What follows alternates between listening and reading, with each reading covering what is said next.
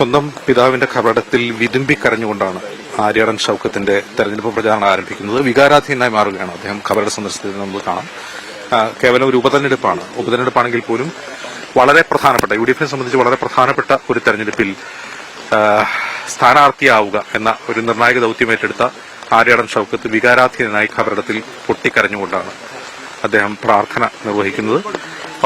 ഔപചാരികമായ പ്രാർത്ഥനാ ചടങ്ങുകൾ കഴിഞ്ഞ് ഇനി ആര്യാടൻ ഷൌക്കത്തും കോൺഗ്രസ് പ്രവർത്തകരും ഈ ഖബറിടത്തിൽ നിന്ന് പുറത്തേക്ക് വരികയാണ്.